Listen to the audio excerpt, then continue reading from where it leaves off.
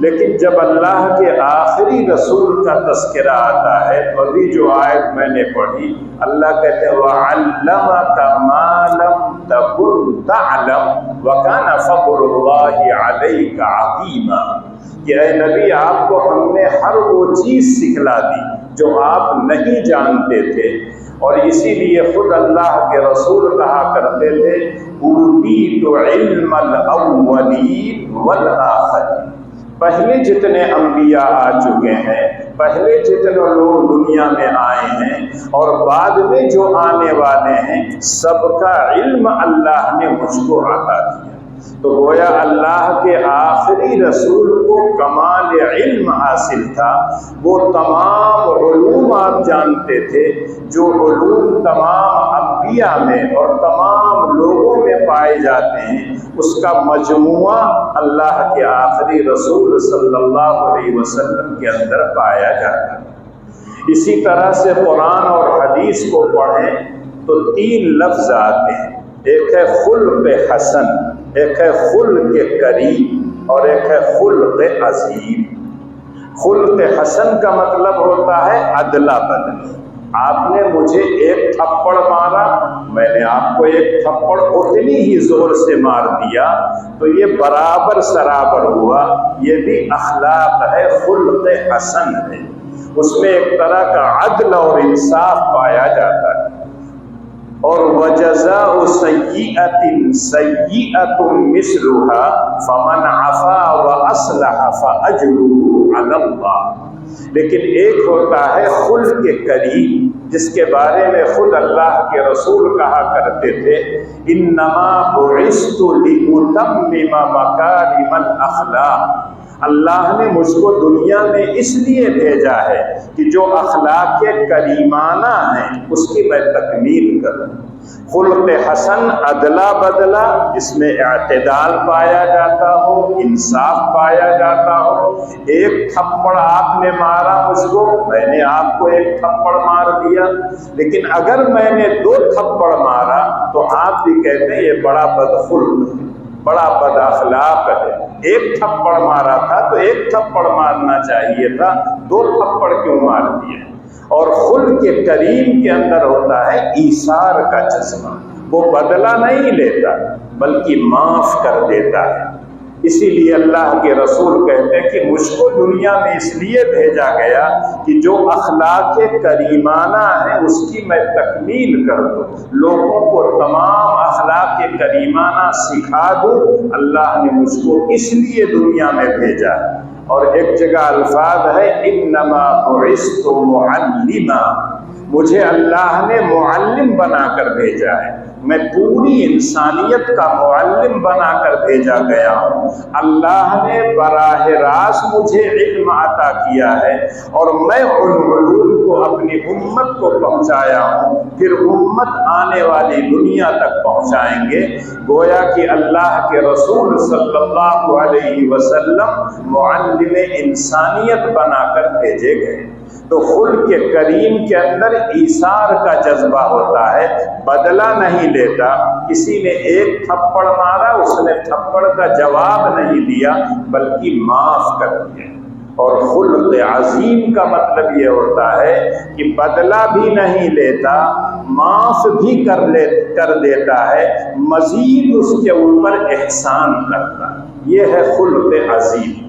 خلق حسن سب سے ادنا درجہ ہے، خلق کریم درمیانی درجہ ہے، اور خلق عظیم سب سے اعلیٰ درجہ ہے۔ اور یہی وجہ ہے کہ اللہ کے رسول صلی اللہ علیہ وسلم کو حکم ملا صل من قطعک واعف عمن ظلمک واحسن الی من اساء الیک۔ اے نبی، جو لوگ آپ سے قطع تعلق کرنا چاہتے ہیں، جو آپ سے جڑنا نہیں چاہتے ہیں، آپ سے دور بھاگتے ہیں، ان کو آپ گلے لگائیے، ان سے آپ جڑیے اور آپ ان کو اپنے آپ سے جوڑ دیجیے۔ اور جو لوگ آپ پر ظلم اور زیادتی کرتے ہیں، آپ ان کو معاف کر دیجیے، اور جو آپ کے ساتھ برا سلوک کرتے ہیں ان کے ساتھ آپ اچھا سلوک کیجیے۔ یہ ہے خلق عظیم۔ اور اسی کو اللہ جل شانہ نے سورہ قلم کی ابتدائی آیتوں میں کہا، آپ کے اندر ذاتی طور پر خلق عظیم پایا جاتا ہے۔ خلق حسن، خلق کریم سے اعلیٰ درجہ ہے خلق عظیم کا۔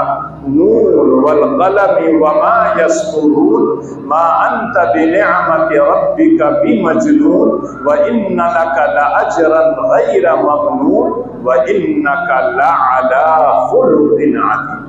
اے نبی، آپ کو ہم نے خلق عظیم پر پیدا کیا ہے، آپ کے تمام اخلاق حسنہ کریمانہ سے اوپر ہیں، آپ کو معافی نہیں کرتے بلکہ اس کے ساتھ ساتھ آپ احسان ان کے ساتھ کرتے ہیں۔ صل من قطعک واعف عمن ظلمک واحسن الی من اساء الیک۔ اور یہی وجہ ہے کہ نبی اکرم صلی اللہ علیہ وسلم کے بارے میں اللہ کہتے ہیں فَبِمَا رَحْمَةٍ مِّنَ اللَّهِ لِنْتَ لَهُمْ وَلَوْ كُنْتَ فَظًّا غَلِيظَ الْقَلْبِ لَانفَضُّوا مِنْ حَوْلِكَ فَاعْفُ عَنْهُمْ وَاسْتَغْفِرْ لَهُمْ وَشَاوِرْهُمْ فِي الْأَمْرِ۔ حضرت ابراہیم علیہ السلام کے متعلق آتا ہے کہ وہ خلیل اللہ ہیں، اللہ کے دوست ہیں۔ اللہ نے اپنے خلیل سے کہا حسن خلق، اے میرے خلیل، اے میرے دوست ابراہیم، اپنے اخلاق کو اچھا کر۔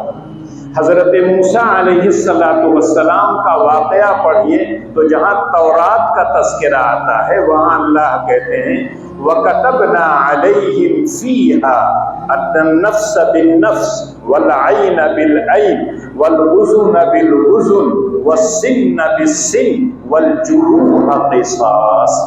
حضرت موسیٰ کی قوم ذرا شدید تھی، بہت سخت تھی، تو ان کے اوپر احکامات بھی اسی طرح سے سخت آئے تھے۔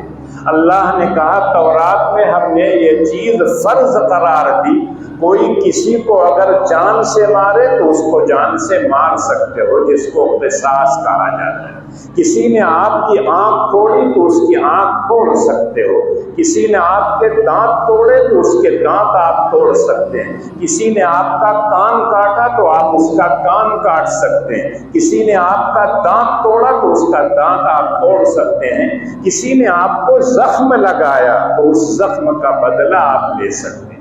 اور یہی وجہ تھا کہ حضرت موسیٰ علیہ السلام کی قوم کو یہ سخت حکم دیا گیا کہ اگر کوئی شخص ایک تھپڑ مارتا ہے تو اس کو 2 تھپڑ لگا، تاکہ آئندہ وہ آپ کو مارنے کی جرأت نہ کرے۔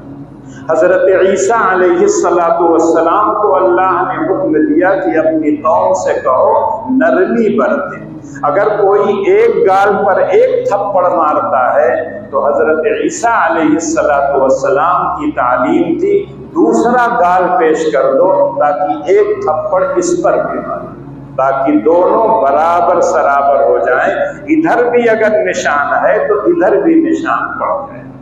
لیکن تاجدار مدینہ سرکار دو عالم صلی اللہ علیہ وسلم کو دونوں طرح کا حکم دیا گیا۔ وہ سخت تھی، ان کو سخت حکم دیا گیا، دانت کے بدلے دانت، آنکھ کے بدلے آنکھ، کان کے بدلے کان، اور جب زخم لگائے تو زخم کے بدلے زخم۔ اس میں کوئی ہلکا پھلکا وہ نہیں ہے، جیسا وہ کرے ویسا بدلہ دیے۔ حضرت عیسیٰ سے کہا کہ آپ نرمی برتیے، اس لیے کہ ان کی قوم ذرا سا نرم دل تھی، لیکن اللہ کے رسول سب کے لیے رحمت بنا کے بھیجے گئے، ہمیشہ کے لیے آپ کو نبوت عطا کر دی گئی تھی، آپ کے بعد کوئی نبی آنے والا نہیں تھا۔